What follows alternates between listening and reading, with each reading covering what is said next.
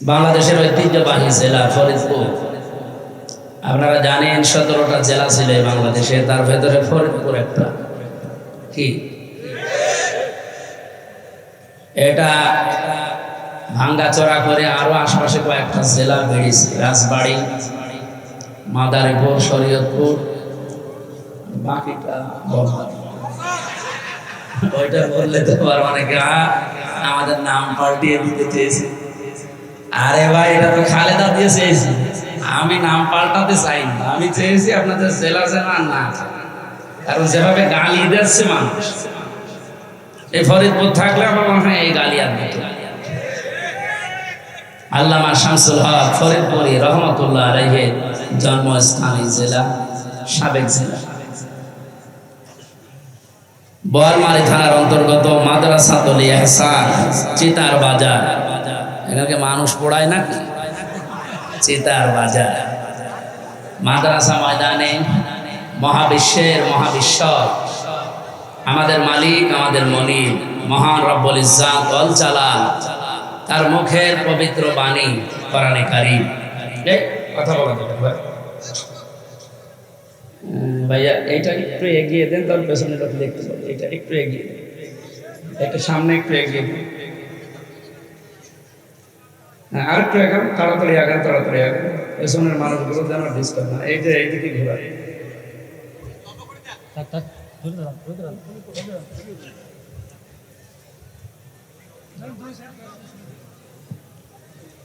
ঠিক আছে, ঠিক আছে, বসে পড়ে, সব বসে পড়ে। এটা রেকর্ড হচ্ছে, যা লেখা আছে না এখানে, যারা চলাফেরা করছে তাম দুনিয়া দেখছে। এই জন্য এই জায়গায় যারা যারা থাকবেন সেন্সিটিভ থাকবেন। ওয়াজ মাহফিল লিখেছেন আপনারা, ওয়াজ করেন মূলত কে বলেন তো?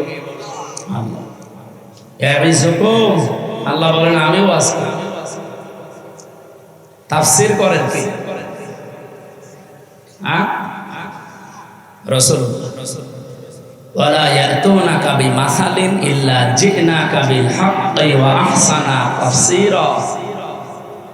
আপনার কাছে মানুষেরা আসবে বিভিন্ন সমস্যা নিয়ে, আপনি কোরআন থেকে তাফসীর করে ব্যাখ্যা বিশ্লেষণ দিয়ে এর উত্তম সমাধান দিয়ে দেবেন। সুতরাং তাফসীর করার দায়িত্ব রাসূলুল্লাহ। এখন কে রাসূলুল্লাহ আছে? কিয়ামত পর্যন্ত রাসূলুল্লাহ আসবে না। এই যে এই মানুষগুলো থাকবে, রাসূলের উত্তরাধিকারী, নায়েবে রাসূল ওনারা। সুতরাং ওনারা কোরআনে কারীম থেকে তাফসীর করবে, ব্যাখ্যা করবে, বিশ্লেষণ করবে। এই উম্মতের যারা আছে তারা যেন নবীজির ব্যাখ্যা বিশ্লেষণের মতো মেনে নেয়। বলেন ফরিদপুরের এই চিতার বাজারে এখন যদি নবীজি আসতে আর এই জায়গায় বসে যদি কথা বলতে, আপনারা কি শুনতেন না? ঠিক ওইভাবে মনে করে শুনবেন ইনশাআল্লাহ। ওয়াজ মাহফিলের সম্মানিত সভাপতি, হাজারো আলেমের উস্তাদ, মুহাদ্দিস মানুষ, বাড়িধারা এটা ঢাকায়, মুফতি জাকির হোসাইন কাসেমি দামাত বারকাতুহুল আলিয়া, এখানে আলোচনা রাখলেন এতক্ষণ যারা, বিশেষ করে মুফতি ইমরান হোসাইন নায়েবে মুহতামিম, মাওলানা ইয়াসির আরাফাত জিহাদি কুষ্টিয়া, আমন্ত্রিত মেহমান যারা, বিশেষ করে মাওলানা আবুল খায়ের মুহাদ্দিস বাহিরদিয়া মাদ্রাসা, হাফেজ মাওলানা দিলাওয়ার হোসাইন গাজীপুর, মাওলানা রওশনা আহমেদ, মুফতি মাওলানা শহীদুল্লাহ। একটা কথা এখানে সংশোধনের জন্য বলছি, যেহেতু রেকর্ড হচ্ছে তো সারা দুনিয়া যাচ্ছে, বিশেষ করে বাংলাদেশে। এই শব্দটা যদিও বাংলাদেশ, ভারত ছাড়া আর অন্য কোনো দেশে আমি পাইনি, এই জন্য বলছি। এই যে মাওলানা, হাফেজ, মুফতি, এই সমস্ত জিনিস আমাদের নামের আগে আপনারা লিখেন। হাফেজ যারা কোরআনে কারীমকে সংরক্ষণ করে, যারা মুখস্থ করে, তাদের লিখেন হাফিজ। কারি বলা হয় যারা পড়তে পারে, কোরআন শুদ্ধ করে, আমরা তাদেরকে কারি মনে করি, ওইটাও লেখেন, অসুবিধা নেই। এই যে মাওলানা, মুফতি, এই দুইটা একসাথে আমার মনে হয় না দেওয়া যায়, কারণ কেউ মাওলানা না হয়ে মুফতি হতে পারে। আপনার দুইটা দেওয়ার দরকার নেই, একটা দেবেন। মাওলানা হওয়ার পরে একটা ইফতার কোর্স আছে, ওটা পড়া লাগে। কওমি মাদ্রাসায় 2 বছর আছে, আলিয়া মাদ্রাসায় 2 বছর আছে। সেটা ফেকা নিয়ে কেউ কামিল পাশ করলে তারে মুফতি বলে, কওমি আলিয়া ভাই। আর ওনাদের আলাদা একটা কোর্সই আছে। এরপরে বিজ্ঞ যারা, অভিজ্ঞ যারা মাসলা মাসাইলের উপরে, তাদের কাছে তত্ত্বাবধানে থেকে প্রায় 8-10 বছর তাদের সাথে থাকা লাগে, তারপরে আপনি ফতোয়া দেওয়ার যোগ্যতা অর্জন করবেন। সুতরাং এটা যারা আগামীতে লিখবেন, যদি মুফতি হয়ে থাকে আপনি একবারে মুফতি শহীদুল্লাহ লিখে দেবেন, ও মাওলানা লেখার দরকার। এরপরে মঞ্চে বসা যারা, বিশেষ করে সম্মানিত ওলামা ইকরাম, সামনে বসা মুসলমান ভাইরা, পর্দার আড়ালের সম্মানিত মা এবং বোনেরা, এই জমিনে দিন কায়েম যারা করতে চান, একামতে দিনের ভাইরা, আপনাদের আলাদাভাবে স্পেশাল ভাবে বললাম এই জন্যে, রব্বুল আলামিন সবাইকে দিন কায়েমের জন্য কবুল করেন না। কোরআনে কারিমে আল্লাহ জানিয়েছেন, আল্লাহু ইয়াজতাবি ইলাইহি মাইয়াশা, আমি আল্লাহ যাকে এজতেবা করি, মানে পছন্দ করি, নির্বাচিত করি, আমি যাকে মনোনীত করি, এই মানুষগুলোকে আমি আল্লাহ আমার দিন কায়েমের জন্য কাজে লাগাই। কারণ কি, ওয়াহদি ইলাইহি মাইয়ুনিব, তাকে আমি আল্লাহ দেখাতে চাই এই কারণে দিন কায়েমের এই পথটা, কারণ ও মন থেকে ফিরে এসেছে। ইউনিব শব্দের শাব্দিক অর্থ হচ্ছে মন থেকে যে ব্যক্তি ফিরে আসে আল্লাহর দিকে। সুতরাং বাংলাদেশে যারা দিন কায়েমের জন্য চেষ্টা চালিয়ে যাচ্ছেন, হ্যাঁ আপনার পদ্ধতি ভুল হতে পারে, সব পদ্ধতিতে সঠিক হবে বিষয়টা এমন না, পদ্ধতি আপনার ভুল হতে পারে, কিন্তু দিন কায়েমের জন্য যারা আছেন তাদেরকে আমি আলাদাভাবে ওয়েলকাম, স্বাগতম জানাচ্ছি। আল্লাহ যেন তাদেরকে অ্যাক্টিভ ভাবে এবং ইখলাসের সাথে এই দায়িত্বটা পালন করার তৌফিক দেন, আমিন। দল মত নির্বিশেষে রবিউল আউয়াল মাসের আজকে 13 তারিখ, গতকাল যে দিনটা গেল আমরা জানি ওই দিনে রাসূলুল্লাহ দুনিয়ায় এসেছিলেন, কিন্তু যে উদ্দেশ্যে এসেছিলেন ওইটা আমাদের দেশে চলে না। আমরা ঈদে মিলাদুন নবী বানিয়ে নিয়েছি আন্দাজে। এটা ওস্তাদ আছে, জিজ্ঞাসা করেন তো 2 ঈদ ছাড়া পৃথিবীতে কোনো ঈদ আছে কি? আপনি কোথায় পেয়েছেন? এটা সুস্পষ্ট বেদাত। এমনকি মানুষ বেদাত করতে করতে হারামের পর্যায়ে পৌঁছিয়ে যায়, রাসূলুল্লাহকে নিয়ে এমন জায়গায় তোলে শেষে আল্লাহকে পার করে ফেলে। এই যে নোরা পাগলা কি হয়েছে দেখেন, কবর দিয়েছিল কাবা শরীফের আদল দিয়ে, জনগণ 32 নম্বরের মতো 33 করে দিয়েছে। আমি যদিও তার লাশ পোড়ানোর পক্ষে না, সে যাই হোক, কিন্তু এভাবে মাজার করবেন কেন? মাজার বানিয়ে ব্যবসা করে যারা, পৃথিবীতে সবচাইতে বেশি আল্লাহ রেগে থাকে তাদের উপর। কারণ কিয়ামত আল্লাহ নিপতিত করবে যাদের উপরে, তাদের ভেতরে 1 নম্বরে তারা, যারা এই পৃথিবীতে মাজার বানিয়ে ব্যবসা করে খায়, খাদেম হয়ে আছে। কিসের খাদেম আপনি? ফরিদপুরে তো আরো বেশি। সুতরাং যারা এগুলো করছেন, আমার মনে হয় সমস্ত মাজার ব্যবসা বন্ধ করা দরকার। এখন সময় আসতেছে ইনশাআল্লাহ। ইসলামে যেটা নেই আমরা ওইটা মানি না। কি বানিয়েছেন আপনি? ঈদে মিলাদুন নবী কোথায় পেয়েছেন? কোন দলিল আছে? ওরা সূরা মায়েদার আয়াত দিয়ে দলিল দেয়, দাঁত খুলে ফেলা দরকার সব। হযরত ঈসা নবী আলাইহিস সালামের এই যে মায়েদা শব্দটা আছে, ঈদিনা, ওখান থেকে ওরা দলিল বানিয়েছে। এমন এমন দলিল বানায় আপনি আশ্চর্য হয়ে যাচ্ছেন। গাঁজাখোরকে যদি জিজ্ঞাসা করেন গাঁজা খান মানে, কিছু কোরআনে আছে, আমি আজি আলাই রব্বিকুমা তুকাদ্দিবা, আল্লাহর কোন নিয়ামত অস্বীকার করবা? গাঁজাও তো নিয়ামত। কত বড় শয়তান! এই যে ঈদে মিলাদুন নবী যারা বানিয়েছে এদের মতো কোরআন হাদিসের আন্দাজে রেফারেন্স দেওয়া হচ্ছে, ওই আয়াতে ওই হাদিসে ওর কিচ্ছু খুঁজে পাবে না। ওরা দলিল দেয় কদ জাআকুম মিনাল্লাহি নূরুন ওয়া কিতাবুম মুবিন, অবশ্যই আল্লাহর পক্ষ থেকে এসেছে নূর, স্পষ্ট কিতাব। ওনারা আলাদা বানিয়েছে নবীজিকে নূর আর স্পষ্ট কিতাব মানে কোরআন শরীফ, অথচ এই ব্যাখ্যা ভুল। আমি ওস্তাদের সামনে বলছি, আপনি এর পরের আয়াতটা একটু পড়বেন। এখানে যারা উসুলে তাফসির বসে, 15টা নিয়ম আছে উসুলে তাফসিরে। আপনি দেখবেন তাফসিরে মাযহারির ভেতরে আছে দেওয়া যে 15টা নিয়ম জানা লাগে। উসুলে তাফসিরের মূল নীতি এটা। আপনি আন্দাজে কোনো আয়াতে তাফসির করতে পারবেন না। এক আয়াত থেকে কথা বলতে হলে মাস্ট বি তার আগের আয়াত পরের আয়াতের সাথে সম্পর্ক কি এটা আপনাকে জানা লাগবে। আপনি এটা না জেনে আন্দাজে এক আয়াত পড়ে তাফসীর করে দিয়ে দিলেন, আপনি আগেও জানলেন না পরেও জানলেন না বক্তব্য কি। কদ জাআকুম মিনাল্লাহি নূরুন ওয়া কিতাবুম মুবিন, অথচ এখানে মাঝখানে ওয়া আছে। এই যে নূর এবং কিতাবুম মুবিন যে এক জিনিস, এটার ব্যাখ্যা আপনি আগের আয়াত পড়লেও বুঝবেন, পরের আয়াত পড়লেও বুঝবেন, শুধু ওই আয়াত পড়লে জীবনেও বুঝবেন। এটা সূরা মায়েদার 15 নম্বর আয়াত। আপনি 16 নম্বর আয়াতটা দেখবেন বাড়ি যাই। নূর এবং কিতাব যে একই জিনিস। তাফসিরে ফি জিলালিল কোরআন সাইয়্যিদ কুতুব কোরআনে কারিমের প্রায় 55টা নাম দিয়েছেন, তার ভেতরে অন্যতম নাম বলেন তিনি 5টা। 1 নম্বরে কোরআন, 2 নম্বরে ফুরকান, 3 নম্বরে কিতাব, 4 নম্বরে নূর, 5 নম্বরে মুবিন। সুবহানাল্লাহ বলতে পারেন? স্পেশাল যে 5টা নাম বললাম এর ভেতরে নূর নেই। বলেন বলেন।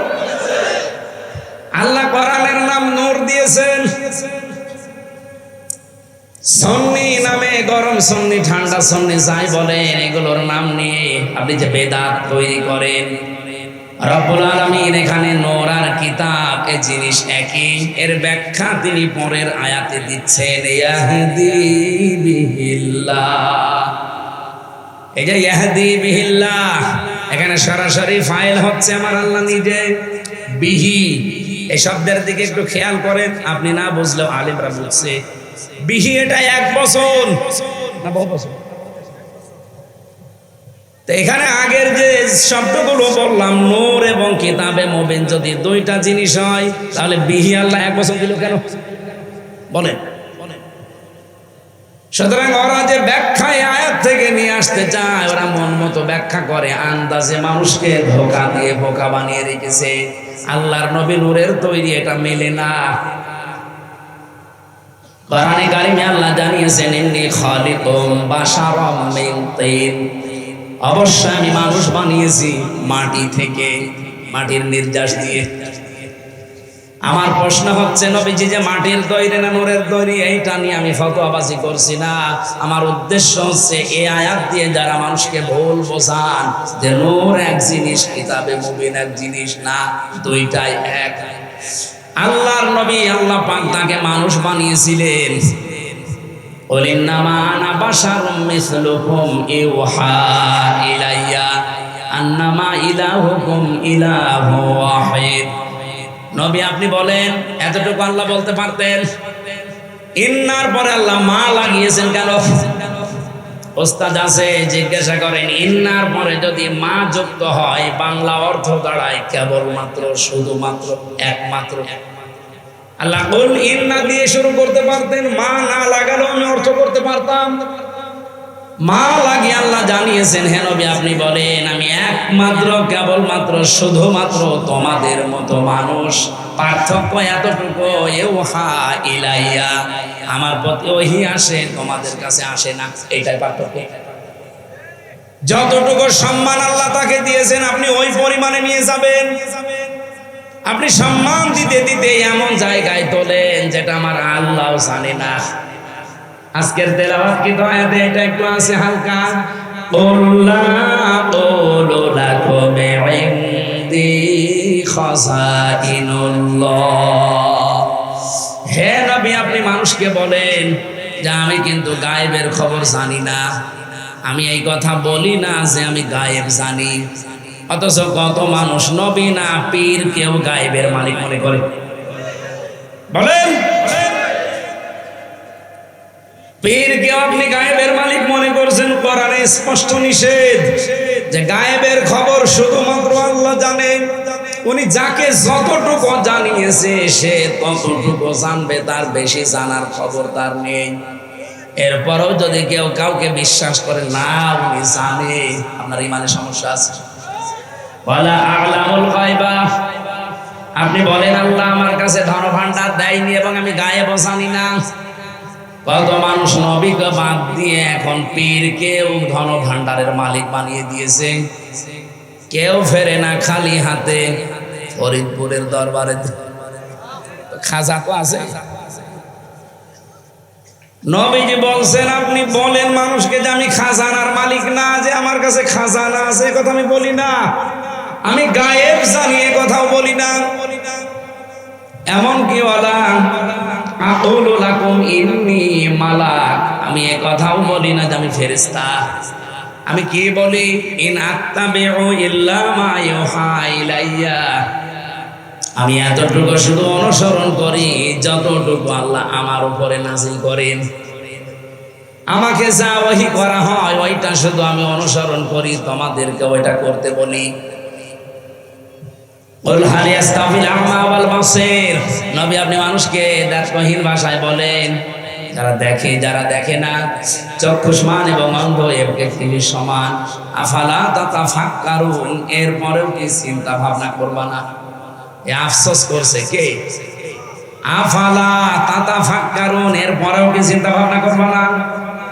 সুতরাং বাংলাদেশ আর ভারত আর পাকিস্তান, এই তিনটা দেশে এই রবিউল আওয়াল আসলে যেটা আরম্ভ হয়, এটা বন্ধ হওয়া দরকার।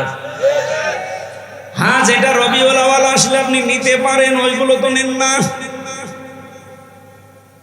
১৫০০ বছর আগে নবীজি এই পৃথিবীতে এসেছিলেন। আজ মিলাদ যারা বানিয়েছেন তাদেরকে বলছি মিলাদুন নবী, মানে নবীর জন্ম। কি করেছিলেন তিনি জন্ম নিয়ে দুনিয়ায়? আমি তো সিরাত ইবনে হিশামে সিরাত বিশ্বকোষ, বিশেষ করে রাহিকুল মাখতুম, এই অন্যতম গ্রন্থগুলো পড়ে আমি যতটুকু তথ্য পেয়েছি, এই লেখকরা জানাতে চেয়েছে এই পৃথিবীতে বিশ্ব নবীর জন্মে যদি কেউ আনন্দ করতে চায়, তাহলে কমপক্ষে ২৭টা জিনিস তাকে ধাপে ধাপে অর্জন করা লাগবে। আপনি কয়টা অর্জন করেছেন বলেন দেখি? আমি একটা একটা করে বলছি। এবার এই পৃথিবীতে আসার পরে, জন্ম নেওয়ার পরে নবীজি যেটা করেছিলেন, সে প্রথম কাজটা তিনি ৩ জন মহিলার দুধ পান করেছিলেন। ১ নম্বরে তার মা হযরতে আমেনা, ২ নম্বরে উম্মে আইমান, ৩ নম্বরে হযরতে হালিমাতুস সাদিয়া রাদিয়াল্লাহু তাআলা আনহা। ফরিদপুরবাসী যেহেতু এই জেলাতে আবেগ একটু বেশি মানুষের, আল্লাহর ওলি থাকার কারণে, এই জন্য বলছি, এমন ওলি পেয়েছেন শিরিক বেদাত দিয়ে ভরে ফেলেছে, তাদেরকে বলছি আপনি মিলাদ শরীফ এমন আবিষ্কার করেছেন যে ৬৩ দিন ব্যাপী একাধারে নবীর মিলাদ চলছে। ৬৩ দিন ব্যাপী মিলাদ না পড়ে যদি ২৭টা শিক্ষা নিতে পারতেন, বাংলাদেশে আগামীতে কোরআনে কারীম ৫০০টা বিধান দিয়েছে শরীয়তের, ৫০০টায় বাংলাদেশের সংসদে চলত। আপনি দেখেন তো, প্রথমটা নবীজি যার দুধ পান করেছেন হযরতে হালিমা, তিনি বলেন আমি একজন মুশরিকা মহিলা ওই সময়, অথচ মুহাম্মদকে কোলে নেওয়ার সঙ্গে সঙ্গে আমার স্তন আল্লাহ দুধে পরিপূর্ণ করে দিয়েছে। এমন রহমত আমি যেখানে নিয়ে যাই সেখানে রহমতে ভরে যায়। ওমা আরসালনাকা ইল্লা রাহমাতাল লিল আলামিন, আল্লাহ আলম বলে না, যত জগৎ আল্লাহ বানিয়েছেন সব জগতের জন্য আল্লাহর নবীকে আল্লাহ রহমত করে পাঠিয়েছেন। হালিমানিকে প্রমাণ দিচ্ছেন যে যেখানেই নিয়ে যায় সেখানে দেখে রহমত বরকতে ভরে যায়। সঙ্গে সঙ্গে তাকে কোলে নিয়ে আমার স্তন যখন পরিপূর্ণ হয়ে গেছে দুধে, ডান স্তন তাকে দিলাম, সে পান করেছে। বাম স্তন দিয়েছি, মুখ বের করে দিয়েছে। রাহিকুল মাখতুমের ২৭ নম্বর পৃষ্ঠায় আমার একেবারে নোট করা। উনি বলছে আমি আবার মুখ লাগালাম, উনি আবার মুখ বের করে দিলেন, আবার লাগালাম, তিনি আবার মুখ বের করে দিলেন। চোখের ইশারা দিয়ে যেন আমাকে জানাতে চায় মা হালিমা, জোর করেন কেন? ডান স্তন এটা আমার ছিল অধিকার, আমি পান করেছি। বাম স্তন এটা আমার অধিকার না। আমি জানি আপনার সন্তান আছে আব্দুল্লাহ, এটা তার অধিকার। দুনিয়ায় আমি ভাইয়ের হক নষ্ট করার জন্য আবির্ভূত হই নাই, আমি এসেছি ভাইয়ের হক ফিরিয়ে দেওয়ার জন্য। শুধু সুবহানাল্লাহ ঠিক আলহামদুলিল্লাহ বলো না। কি বুঝলেন এখান থেকে? যেই নবী মায়ের কোলে বসে জন্ম নিয়ে এই রবিউল আওয়ালে ভাইয়ের হক ফিরিয়ে দেয়, নষ্ট করে না, আর সেই নবীর উম্মত আমরা এখানে বসে আছি, যত বড় হচ্ছি ভাইয়ের হক মারার জোর হচ্ছি। এখানে ভাই মানে শুধু আপন ভাই না, শুধু দুধ ভাই না, আর মুসলিম আখুল মুসলিম, মুসলমান মুসলমানের কি একজন মুসলমান ভাইয়ের প্রতি আর একজন মুসলমান ভাইয়ের কমপক্ষে 6টা হক অধিকার আছে। সেগুলো পালন যদি শুরু করতাম এই রবিউল আউয়ালে, মিলাদ পড়া লাগতো না। প্রথম অধিকার তাকে দেখলে আপনাকে সালাম দেওয়া লাগবে, এটা তার অধিকার। কিন্তু এইটাও আজকে পক্ষপাতিত্ব হয়ে গেছে, দলীয় লোক ছাড়া অনেকে আর সালাম দিতে চায় না। কিসের হক আদায় করেন, আবার মিলাদ পড়ে বেড়াচ্ছেন আপনি।